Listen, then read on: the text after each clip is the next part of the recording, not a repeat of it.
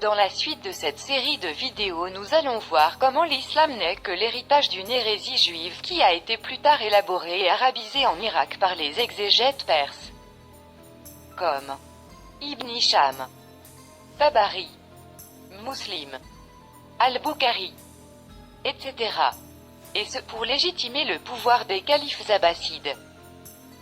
Comme nous l'avons déjà évoqué dans la vidéo précédente, le Talmud babylonien est l'œuvre de rabbins vivant depuis plusieurs siècles en Irak. Ce n'est pas un hasard que la majorité des exégètes apparus durant cette période de l'histoire à Bagdad soient influencés par cette culture. Ce n'est pas un hasard non plus que tous les hadiths de Muhammad et les interprétations du Coran n'ont été écrits que pendant le règne des califes abbassides en Irak. Il n'y a aucune biographie de Muhammad, ni aucune interprétation du Coran, ni aucun hadith, qui a été écrit au temps du règne des Omeyyades de Damas. Pourtant ils ont régné pendant 120 ans après la mort de Muhammad. Si l'islam était apparu réellement à la Mecque ou à Médine, pourquoi aucun scribe arabe de la région d'Arabie n'a laissé le moindre écrit sur son prophète et compatriote Muhammad, ou sur cette nouvelle religion? On ne trouve aucune trace d'un Coran datant de la vie de Muhammad, ni datant de plusieurs décennies après sa mort. Les chercheurs et archéologues n'ont trouvé le nom Muhammad gravé nulle part.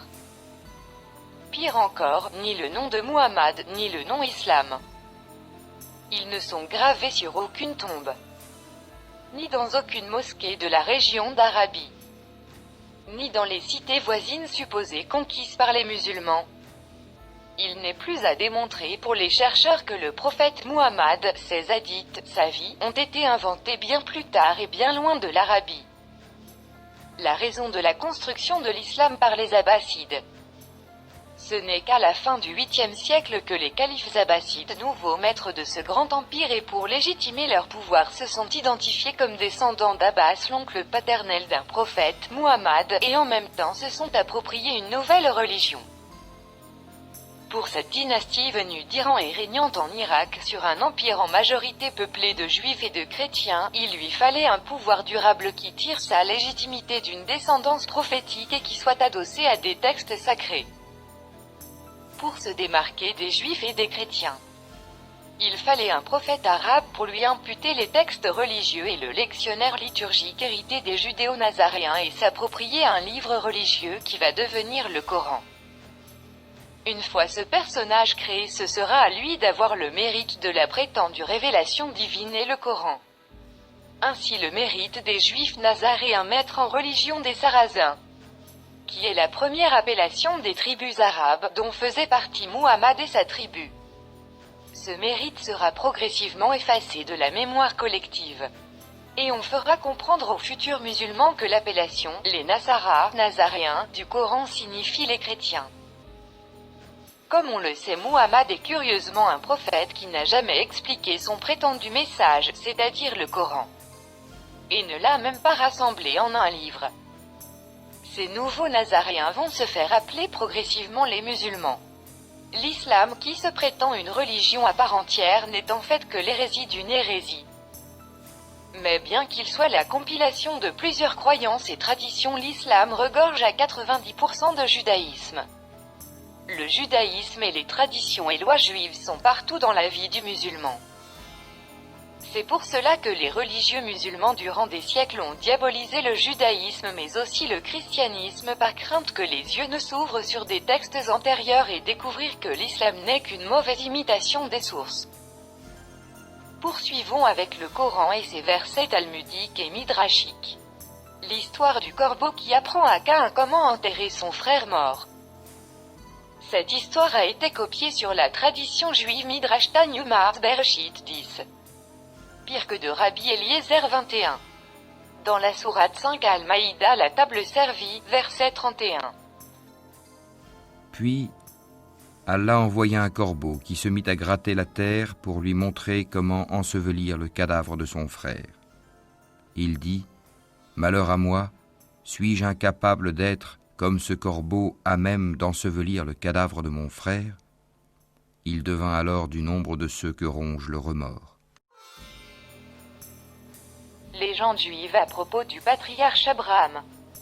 Les rabbins dans le Talmud, Bereshit Rabbah 38, racontent que le père d'Abraham était fabricant d'idoles.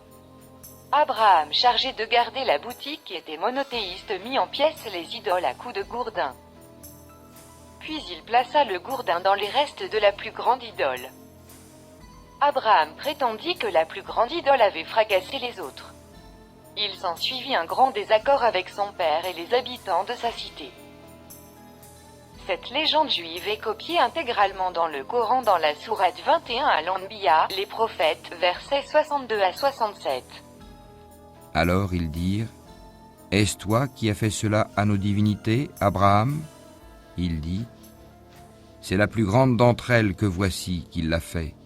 Demandez-leur donc si elles peuvent parler. » Se ravisant alors, ils se dirent entre eux, « C'est vous qui êtes les vrais injustes. » Puis ils firent volte-face et dirent, « Tu sais bien que celle-ci ne parle pas. » Il dit, « Adorez-vous donc en dehors d'Allah ce qui ne saurait en rien vous être utile, ni vous nuire non plus?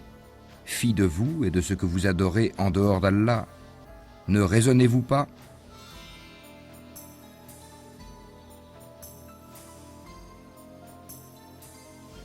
Comme nous le constatons, les histoires et légendes juives ne sont que des œuvres humaines.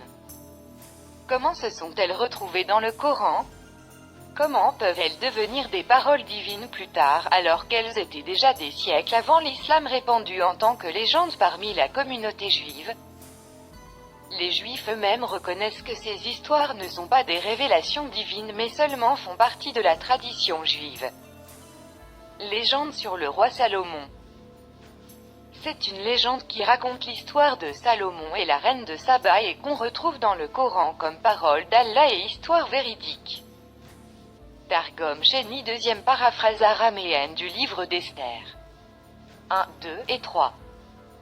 Midrash Bamidbar Rabba 14. 3. Midrash Tanyuma 4. 110. Midrash Koheles Rabba 1. 1. Salomon commandant une armée formée d'hommes, d'oiseaux et de djinns.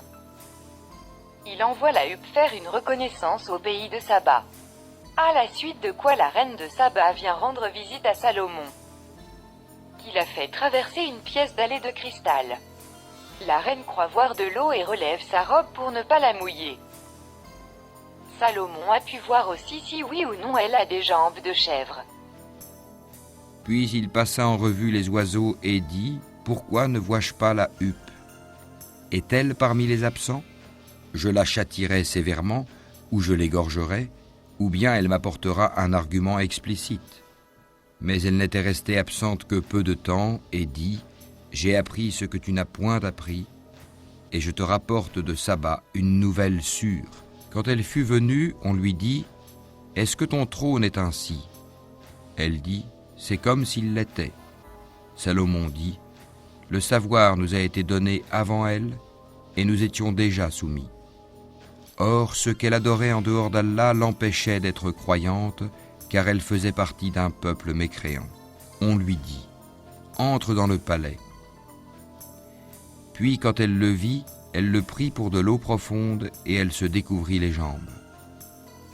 Alors Salomon lui dit, « Ceci est un palais pavé de cristal. » Elle dit, « Seigneur, je me suis fait du tort à moi-même, je me soumets avec Salomon à Allah, Seigneur de l'univers. » Une autre légende sur Salomon qui se retrouve dans le Coran. La tradition juive raconte que Salomon, ayant perdu son anneau magique, fut dépossédé de la royauté. Et un démon prit son apparence et s'assit sur son trône. Lorsqu'il mourut, Salomon resta immobile appuyé sur son bâton. Et pendant longtemps, nul ne s'aperçut de sa mort. Et à Salomon, nous avons assujetti le vent, dont le parcours du matin équivaut à 1 mois de marche, et le parcours du soir 1 mois aussi. Et pour lui, nous avons fait couler la source de cuivre. Et parmi les djinns, il y en a qui travaillaient sous ses ordres par permission de son Seigneur. Quiconque d'entre eux, cependant, déviait de notre ordre, nous lui faisions goûter au châtiment de la fournaise. Ils exécutaient pour lui ce qu'ils voulaient, sanctuaires, statues, plateaux comme des bassins et marmites bien ancrées. Ô famille de David, œuvrez par gratitude, alors qu'il y a eu peu de mes serviteurs qui sont reconnaissants. Puis quand nous décidâmes sa mort, il n'y eut pour les avertir de sa mort que la bête de terre qui rongea sa canne.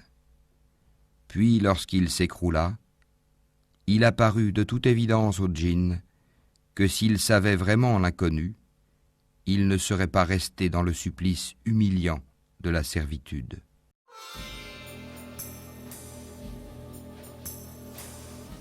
La législation juive établie par les rabbins sur le mariage et le divorce, comme nous le verrons dans cette série de vidéos, sera adoptée par les musulmans. La charia islamique a fait revivre des lois écrites par des rabbins en les faisant passer pour des lois divines. Par exemple, le délai de viduité. C'est le délai prescrit par les rabbins juifs pour les femmes divorcées afin de pouvoir se remarier. Il est mentionné dans le Talmud, Nida 8b et aussi dans le Mishnah, Yebamo 4. 10d. Et les femmes divorcées doivent observer un délai d'attente de 3 menstrues. Repris intégralement dans le Coran dans la sourate 2. Al-Baqarah, la vache, verset 228. Et les femmes divorcées doivent observer un délai d'attente de 3 menstrues. Et il ne leur est pas permis de taire ce qu'Allah a créé dans leur ventre si elles croient en Allah et au jour dernier. Remarque importante. Les exégètes, en recopiant cette loi rabbinique, dans le Coran n'ont pas trouvé l'équivalent arabe du mot menstru. Menstru en hébreu se dit kourou.